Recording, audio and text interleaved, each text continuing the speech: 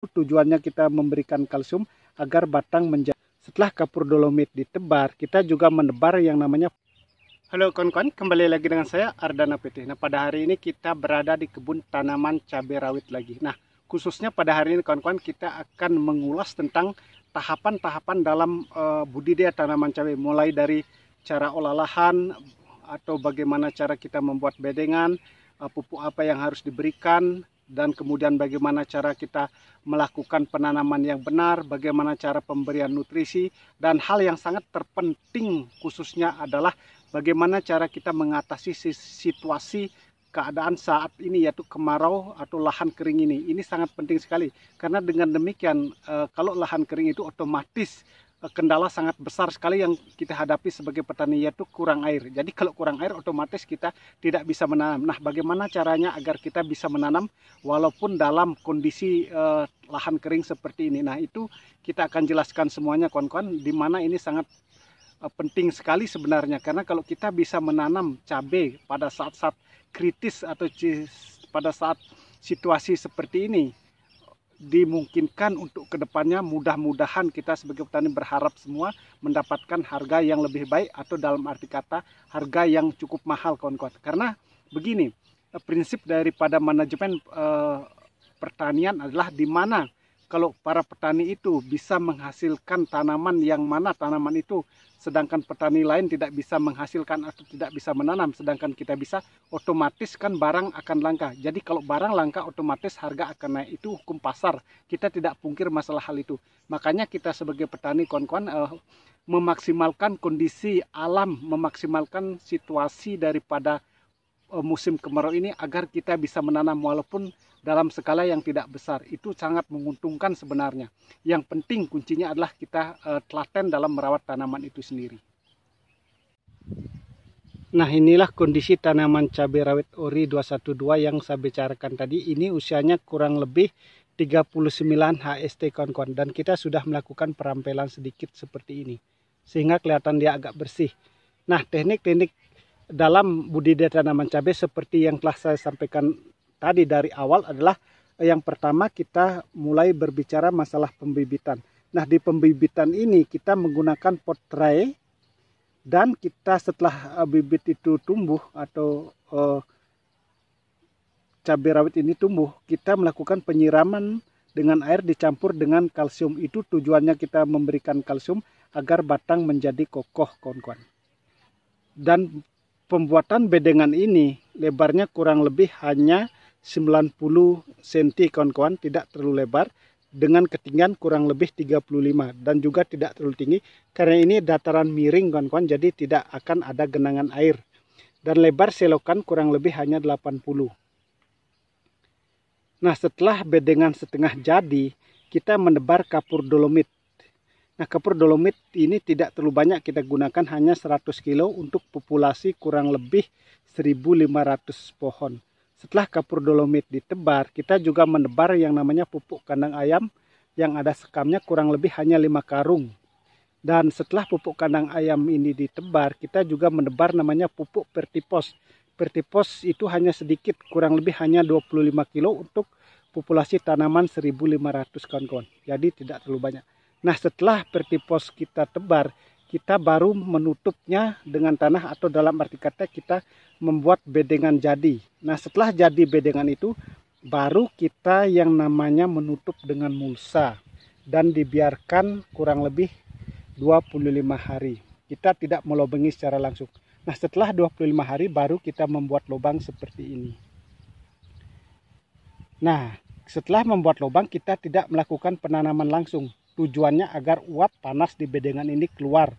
Dan setelah 3 harinya baru kita melakukan pengocoran dengan asam humat, silika karbon, dan jamur trichoderma. Dosis masing-masingnya adalah 3 sendok makan untuk takaran 20 liter air. Dan kita kocor pada lubang tanam ini kurang lebih 100 mili kawan-kawan. Dan besoknya kita langsung melakukan penanaman cabai rawit ori ini.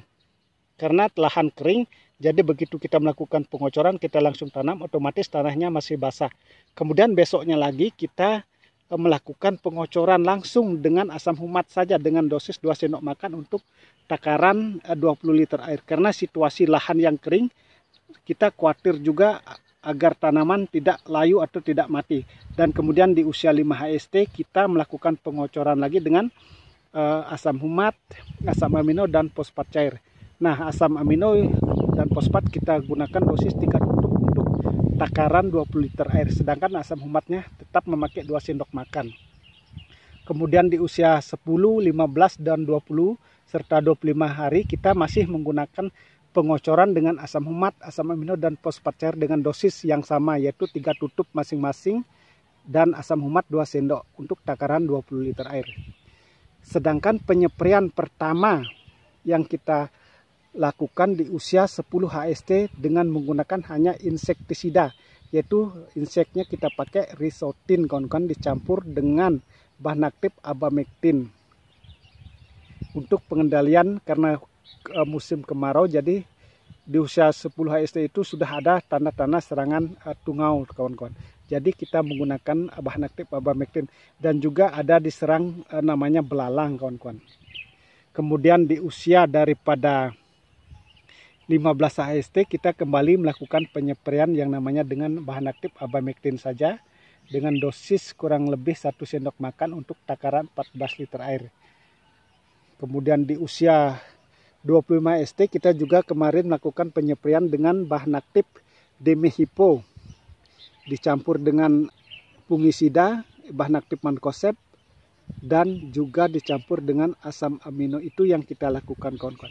Sedangkan perampelan ini kita sudah lakukan dengan tujuan mengurangi serangan hama tungau dan pip karena ini musim kemarau kawan-kawan. Jadi serangannya cukup banyak sekali di musim kemarau seperti ini. Di usia 20 HST kita juga memberikan yang namanya jamur mikorrhiza. Kita langsung taruh di pangkal batang ini dengan dosis setengah sendok makan kawan-kawan. Tujuan kita memberikan jamur mikorrhiza karena situasi lahan yang sangat kering. Jamur mikorrhiza ini sangat baik sekali untuk akar tanaman. Jadi dengan memberikan jamur mikorrhiza maka akar tanaman ini dapat menjangkau penyerapan unsur hara lebih jauh lagi kawan-kawan. Dan juga kita sempat melakukan penyempraian dengan Gibro dengan tujuan karena situasi yang sangat panas, sangat kering ini sehingga tanaman cabai kemarin pertumbuhannya kurang maksimal, maka kita suntik atau spray dengan Gibro agar pertumbuhannya lebih cepat kawan-kawan. Nah, inilah kondisi tanaman kalau kita, itulah teknik yang kita terapkan dalam perawatan tanaman cabai mulai dari cara olah lahan sampai usia 39 HST seperti saat ini. Mungkin nanti di usia 30 atau 35 kita kembali melakukan penyempraian dengan insektisida. Itu pun tergantung dari kondisi serangan hama dan penyakit. Jika tidak ada serangan maka kita tidak akan melakukan penyempraian kawan-kawan. Nah, sedangkan jarak tanam yang kita buat ini per lubang kurang lebih 60 dikali 50 kawan-kawan. Hanya itu kita buat. Jadi cukup lebar jaraknya 60 kali 50. Dan sedangkan pemberian pupuk susulan kita belum memberikan sampai saat ini karena situasi di tempat ini sangat panas luar biasa. Jadi pupuk susulan tidak kita berikan. Hanya melakukan pengocoran seperti tadi yang saya sampaikan dengan asam humat, asam amino, dan fosfat cair. Dan pupuk susulan yang biasa yang kita lakukan dalam perawatan tanaman cabai menggunakan SP36 dicampur NPK 1616. Kita buat lubang pupuk susulan di sini kawan-kawan. Itu biasa yang kita lakukan dengan dosis 2 kilo pupuk SP36, 1 kilo NPK Mutiara, itu perbandingannya. Dan dosis per lubang kita pakai hanya 1 sendok makan. Itu biasa. Tetapi nanti kalau ada hujan baru kita akan membuat lubang pupuk di sini dengan memberikan pupuk susulan yang seperti saya sampaikan tadi.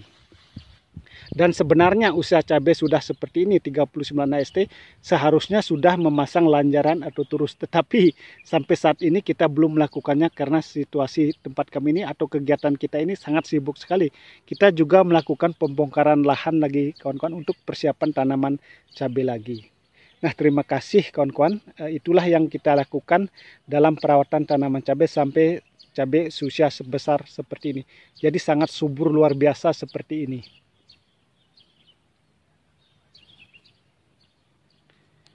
Ini hijau royo-royo semuanya kawan-kawan. Mudah-mudahan nanti ke depannya tanaman ini dapat terus berkembang secara maksimal kawan-kawan, dan mudah-mudahan mendapatkan harga. Karena inilah pekerjaan kita yang sebenarnya kawan-kawan. Setiap hari ada di kebun menanam cabai, mengolah lahan, merawat tanaman cabai itu sendiri. Jadi kalau kita ingin berhasil dalam budidaya tanaman cabai secara khusus, kuncinya adalah kesabaran kawan-kawan. Di samping itu kita harus rajin mengontrol tanaman itu sendiri. Apa yang harus kita lakukan, apa yang tidak boleh sebenarnya dilakukan. Kuncinya hanya itu. Jadi ilmu yang terbaik adalah di lapangan itu sendiri. Jadi para petani lah yang memahami kondisi alam, kondisi tanaman itu sendiri. Kita hanya bisa membagikan teknik-teknik atau cara-cara sesuai dengan apa yang kita lakukan kawan-kawan. Nah, terima kasih yang sudah menyimak video ini. Semoga apa yang saya sampaikan bisa bermanfaat untuk kita semua, dan semoga kedepannya kita menjadi sukses sama-sama.